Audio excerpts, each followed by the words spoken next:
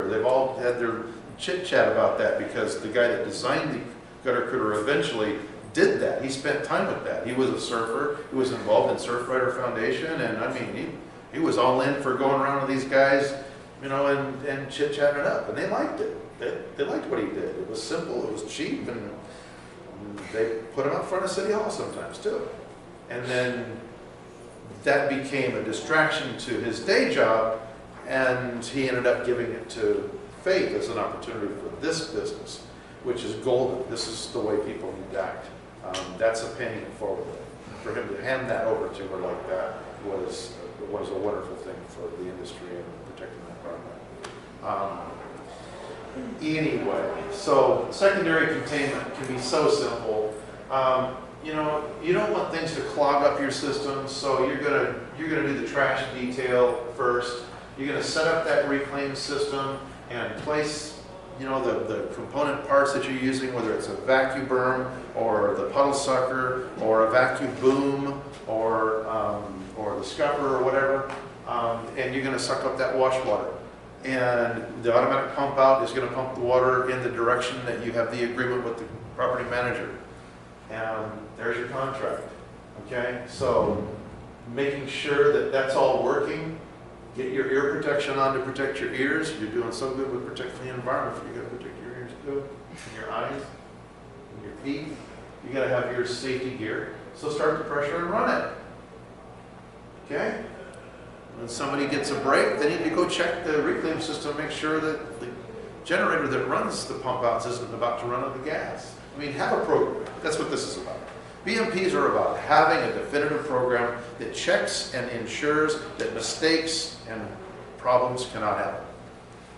That's what BMPs are for. After the job is complete, don't leave any debris of any kind on the job site at all. It's so easy at this point to manage all that. Why wouldn't you? The program is to not leave anything behind, okay? And if you get before and after pictures and you send them in with the doggone checklist that you've signed off, that's huge. That's awesome professionalism. How many people, you know, in 100 power wash companies would provide something like that? Probably just. Okay, so involving the site owner, managing the debris, dealing with the runoff. Oh, too fast. Managing the chemicals, doing your documentation, okay?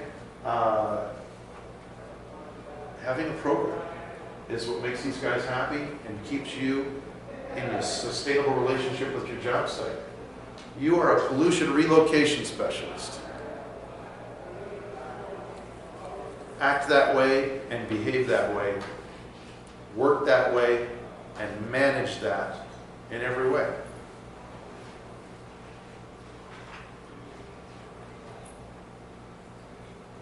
And when the law enforcement comes around and sees you doing this, you got to know that there's going to be a little bird talking about you. He's not supposed to endorse anybody, but when he sees somebody doing a great job protecting the environment, like a compelling demonstration of protecting the environment, he's going to talk about you. And by the way, one of your best opportunities in doing a demonstration and getting leads and having the right connections with people in your area, if you really want to be a big power washer in your area, you know that downtown district probably has an association, the Downtown Partnership or Downtown Association. Okay? If you go to the Downtown Association and say, hey, I want to talk to the guy that hires the contract cleaners for cleaning the sidewalks. Number one, it would be nice to have a contract like that, right? You know, $500,000 contract, that'd be kind of cool, right? Well, you know that he not only knows, but is probably in the same office with the stormwater enforcement guy. Well, it's true. It's true. He's probably even in the same office. That's amazing. I had a guy come to my educational event in San Diego, one of the first years that I had it down there, just about 5 years ago. New customer, he wanted to buy equipment for his environmental company. He has a pumper truck company, and he wanted to get educated on, you know, what the BMPs are and all this for power washing. And I said, well, perfect question. In 2 weeks, I'm having an event down here, and I do a certification program, and you got to come. Long story short, he bought 2 trailers from me over the next couple months, and he calls me up and he says, Jerry, I'm going to go do a demonstration for the city of San Diego. I want to get a sidewalk job down there, and I want you to come with me and just look over my shoulder and take pictures. You need pictures of your new equipment, right? Yes, I need new pictures of my new equipment, so let's go get some pictures. Okay, so I brought copies of the BMP checklist. Actually, it was the wash water control handbook. I hadn't actually written the BMP checklist at that point, but I brought the wash water control handbook, and the city guy shows up, and he's like, I am, you know, retired Marine Corps. I was a hazmat specialist on Camp Pendleton for so many years, and blah, blah, blah, blah. And I've got a 10-point checklist, and I give 10 points for each of these things on my checklist. There's 100 points available, and 3 of the last 4 guys that did a demonstration for me got sent home before they were even finished with their demo. In other words, I'm a hard ass. So just show me something I haven't seen before. Okay, well, when I heard him say that, I went to the other guys there was like 8 guys with this company that showed up, and I grabbed one of them by the shirt and said, hey, see that trash down there? Go pick up that trash down there and get that out of the gutter. And I grabbed another guy and hey, go get some sandbags and put out that storm drain down there. I basically wrote the BMP checklist right there in that conversation. And I had these guys moving.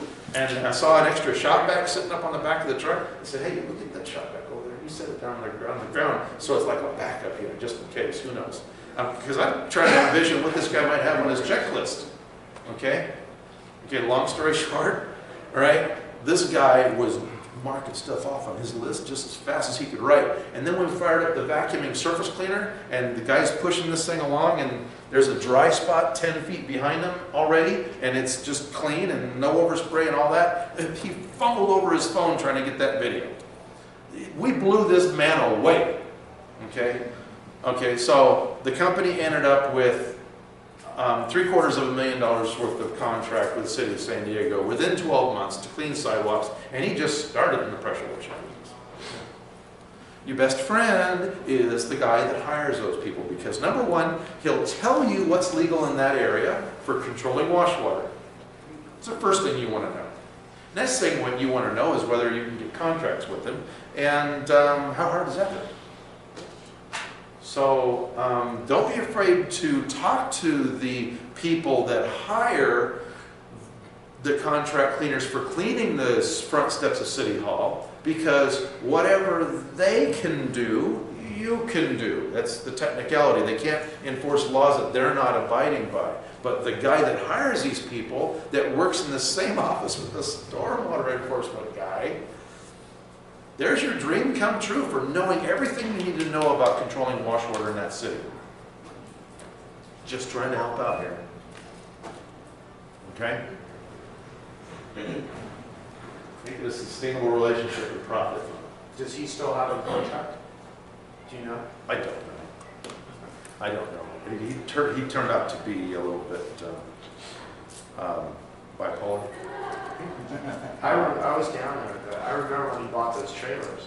I was thinking he was nuts because he spent all that money in order to do pressure wash. It's like buying a factory before you know how to make the widget. Yeah, we know now. Anyways. You know, no matter what group of people you choose from, you get the same cross-section of society. Right.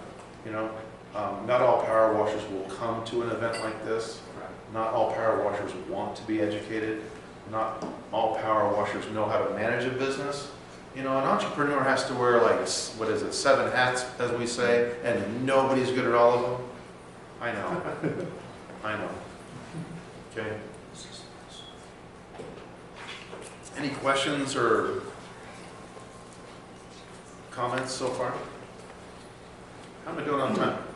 Yeah, for about 10 minutes later, we're good. Any questions for Jerry? Nope. Thank you, Jerry. Don't go anywhere. Hang with me. Hang with me. 3 minutes. 3 minutes. If you want to stand up, stretch your legs, whatever, run around the room 10 times, work up a sweat. We've got our last class coming up right now. We want to get this done, not in a rush. We want to get this done so you guys can have a nice evening. We've got a social coming up later on tonight. So we want to just bring AC up. Yeah. One thing real quick. Anybody that would like to have a puddle sucker that doesn't have one, see me in the back of the room. I'll give you one. If you don't have one, get one. Those things are awesome. AC, Lockyer. How many know AC? Raise your hand. Heard of him? Met him this morning. Dynamic speakers. You know, you save the best for last. Not so true, but yeah, very dynamic. A lot of energy. It's going to wake you back up, okay?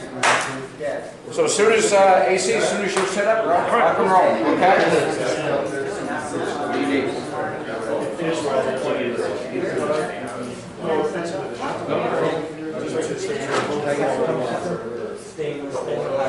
Are those yours? Okay, yeah.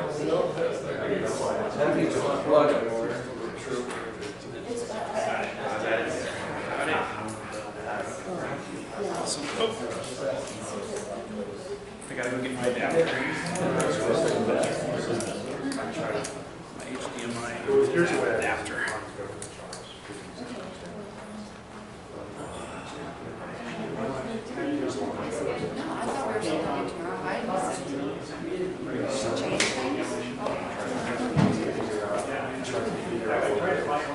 It died, She did. What county you good up? Cool.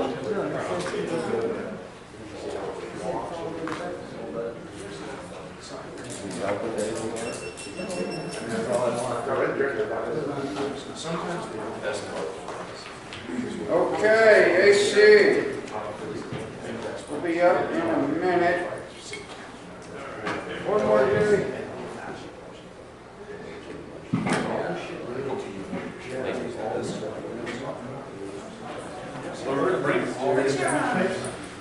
Those are sand snakes.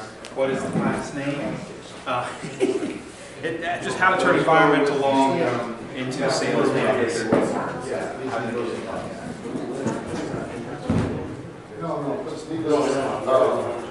And that's a water.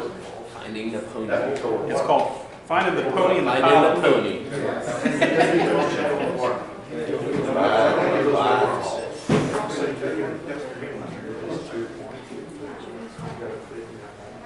you get one?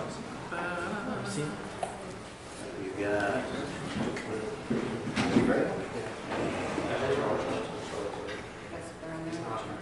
Let me know when you're ready, bud.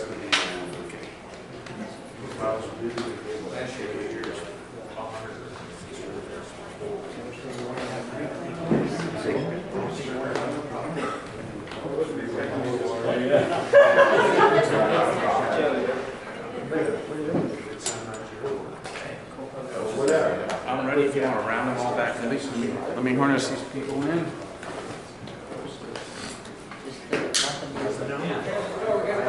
Last session.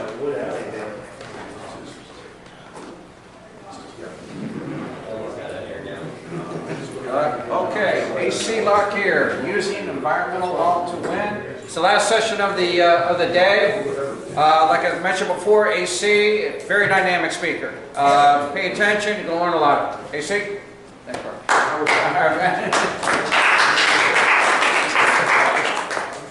All right, cool. So I usually like the after lunch position because that's when I can get everybody back rejuvenated. You know, bring a squirt gun or a spray bottle and squirt people as they're falling asleep.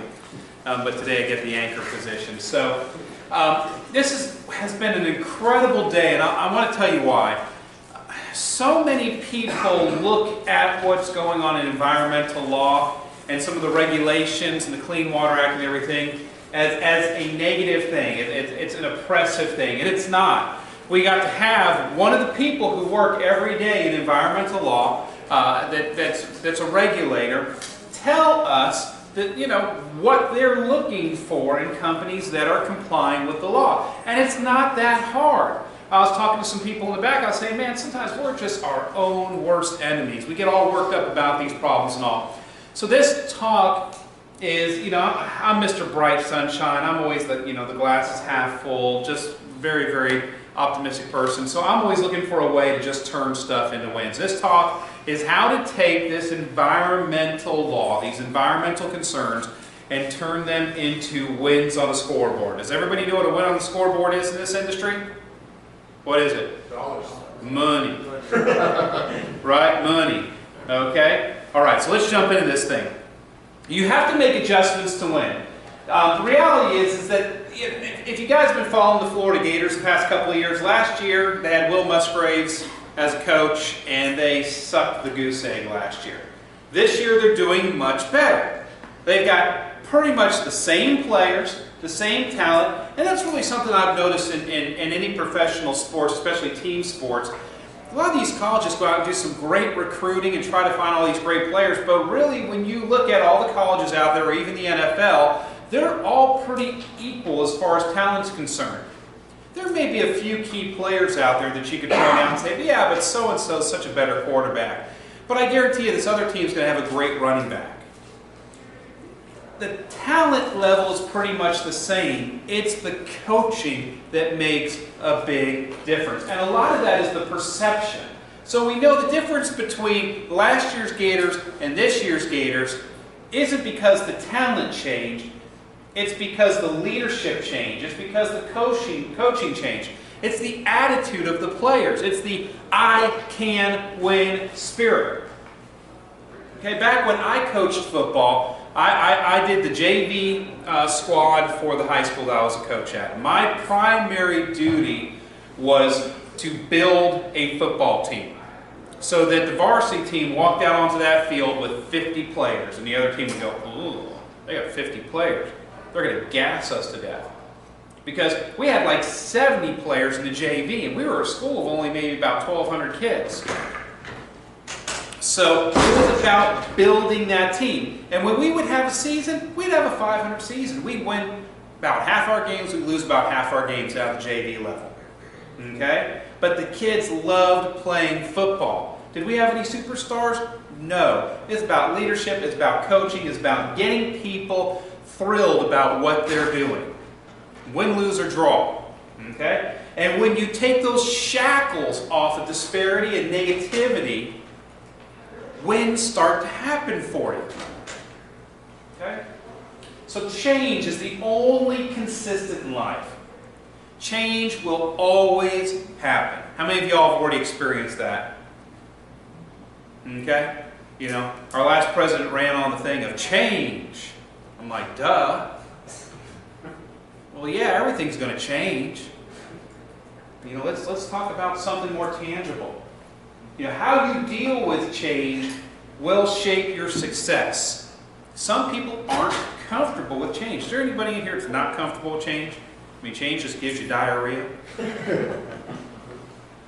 Okay, if you're going to be an entrepreneur, man, you have got to be comfortable with change. Things are going to shift on you. Things are going to get mixed up. That's the only constant. Okay? You have to be a change embracer, and there's a book. I'm going to tell you guys to read one book. I'm real bad. If I can choke down about 3 or 4 books a year, I'm doing great. There's some people that read a book a week. I'm not one of those people. Most of the time, my wife has to read it for me. I'll sit on the back porch drinking my coffee, and that's how we spend time together. It's not because I can't read. I read great. I can't sit still long enough to read. Okay? But the great book. It's called Who Moved My Cheese. Okay? Write that book down. It's a good book to read if you're in business. Because a lot of us sometimes, because we don't like change, we get stalled and we just kind of sit in the same spot. It's a great book to read. Who Moved My Cheese? Okay? A little story I want to tell you guys about is the optimist and the pessimist. Okay, there were these 2 little boys, and the University of Miami was doing a study on, optimists and pessimists, and how they relate to each other, and how they relate to different situations. So they took these 2 little boys. In one room, they placed a little boy with every toy you could imagine. The most popular toys, all the things that were coming out brand new for Christmas this year. And in the other room, they placed the second little boy. And in that room was a gigantic pile of horse manure. Well, they left him in there for 3 hours. And you know, they had these glass windows in them, they're one-way mirrors. And they went and they observed the two boys. And the one little boy that was placed in the room full of toys was just sitting in the middle and just crying and sobbing, and he was just completely distraught. So the researchers went in there and opened up the door and said, little boy, why are you crying? You're in a room full of toys. He said, yeah, but the only problem is they're all brand new toys, and I just know I'm going to break one, and if I break one, my mommy's going to just get all over my case, and I'm going to get put on restriction. So I'm afraid to touch any of the toys. Wow. They went over to the other room, where the other little boy was. And the other little boy's in there just, yippee, digging through horse manure and flinging it all over the place. He's got it all over him. It's in his nose, in his mouth, in his ears. He's flinging it everywhere. And they opened up the door and said, little boy, don't you realize you're in a room full of horse crap? He said, yeah, but there's got to be a pony in here somewhere. Okay? But that's what the difference is between an optimist and a pessimist. We've all heard the saying of the optimist is the person that sees the glass what? Empty. Well, that's the pessimist. Okay? But the optimist sees a half what glass? Half full glass. And the pessimist sees a half empty glass. It's your perspective. But you have to ask yourself, which little boy are you? Which little boy are you? Are you the optimist or are you the pessimist? And can you change? I think you can change. So you have to break out of your mold. You have to stop thinking you're this guy. Okay? Stop feeling like you just got crapped on in life. Like everything happens to you. Okay?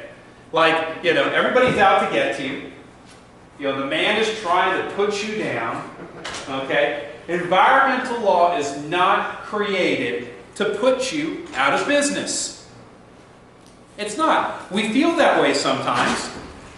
You know, even the regulator, Andy that was here, he'd be like, no, when we say things, or he'd go, well, you know, I wouldn't do this or whatever, but, you know, don't quote me on this. Because some of it is confusing. Okay? Believe it or not, you are way more in control of your destiny than any of the other people around you or any of the things working against you. You decide how your life is going to go.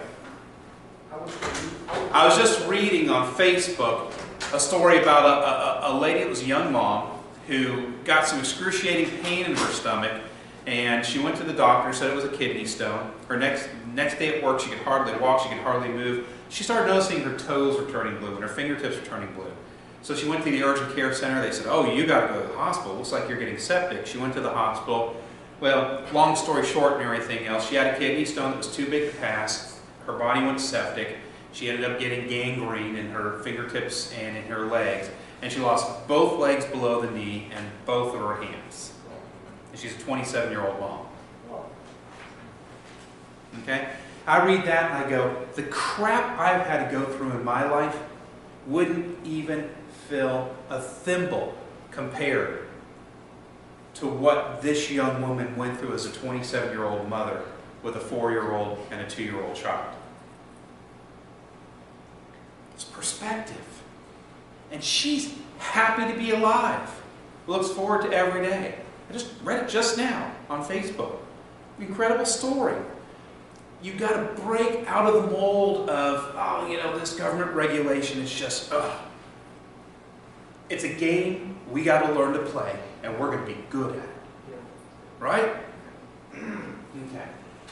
So, we have to understand that somebody needs to protect the environment. Our government only wants to protect the environment. They're not sitting there going, gee, how can we screw with young entrepreneurs everywhere? They're not doing that. They're not saying, how can we destroy our economy? How can we screw with things so bad that it's so oppressive for businesses to start, for businesses to run, and for small business? We want to put you know, 2/3 of the national economy out of business. It feels like that sometimes because, contrary to popular belief, the people in Washington aren't the brightest people on the planet. But sometimes they just miss things, like we miss things. Everybody miss things every now and then here? Yeah. Imagine if we were in Washington, we'd be numbnuts too. The reason why I don't run for political office, it might expose all my weaknesses. No thank you, I'll fish for a living. Okay? They're unaware of every industry and the effects these new laws are going to have on those industries. But they do the best they can. It's our responsibility to help shape policy. How do we do that? Andy said, hey, go to your regional stormwater board meetings. Show up. Be a presence. They happen once every 3 months. Hey, if you had to go to a meeting once every 3 months, you know, some of us are going to meetings every week. It's called AA. You know? This meeting you only have to go to once every 3 months. God bless. You know? But the bottom line is, go to that meeting. Be present. Be counted. Be active. You can't, it's like, it's complaining about, you know, who's president of the United States, you didn't show up to vote. If you didn't vote, shut up. Right? You know, if you didn't vote, you got what you voted for. Nothing. Okay? Stand up and be counted. Go to these meetings. You know, when Andy came here, he said, hey, I didn't even know there was an association for power washing companies. We thought they were all just fly-by-night companies. Well, Andy knows different now.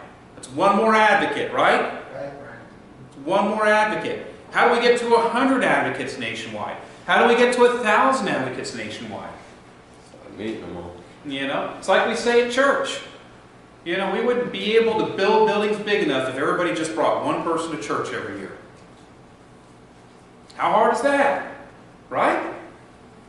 We wouldn't be able to contain the business that we'd be getting right now if each of us brought one regulator to the table and told them about the UIMCC and made them aware of the efforts that we're spending to grow this industry and to comply and to be good stewards of the environment. Okay? So it's important to know the spirit of the law. So Andy talked about the sidewalk thing, and I pointed this out. Applying water versus the discharge of wastewater and all these things. Listen, they just don't want to waste water. That's the spirit of the law, is they don't want to waste water. So if you're able to show that you were able to clean the sidewalk without wasting the water, then is the spirit of the law that they don't want clean sidewalks? No! The spirit of the law is that they don't want you to waste water. So be creative. Use some ingenuity. We live in the greatest country in the world. We got people like me and Jerry and Paul and everybody that's in this organization on the supplier side inventing and creating and coming up with incredible technology every day to solve these problems. There's no excuses. Use a little ingenuity. Align your heart. You know, the best way to turn environmental law into victories is to have your heart in it. You know, I care about where that water goes because I put my boat in that river to go out and catch fish and I'm going to feed my family. It directly impacts me. So do you think I care about what's going down the storm drains around these cities? Yeah. You need to care too. Figure out if you care or not. You know, people sometimes say, well, AC, you just think you're better than everybody else. No, but I think I care more than anybody else. You know, 90% of success isn't showing up. 90% of success is caring enough to show up. You show up and you don't want to be there? See ya. But if you care, if you have a heart, if you have a passion for the environment, does that mean you're going to comply? It's like the greatest commandment. Does anybody know what the greatest commandment is? What? Love your neighbor like yourself. First one is love the Lord your God with all your heart, soul, mind, and strength. And the second is love your neighbor as yourself. Okay? In the Bible, Jesus says the entire law and the prophets, which is the Bible, is based on those two commands. Okay? If you do those two things, you can't screw anything else up. Same thing with environmental law. If you care about it and you're looking for ways to protect the environment, you are likely not going to screw anything up, right? Okay? Enforcement agencies find it very hard to deal heavy-handedly with companies that have a passion for protecting the environment. Okay? If you at least put a gutter critter down, they're going to be able to say, doing something to comply. It may not be right, but I can't go in there and beat that person up because they're at least doing something more than the other people going willy-nilly out there screwing up the environment. Okay?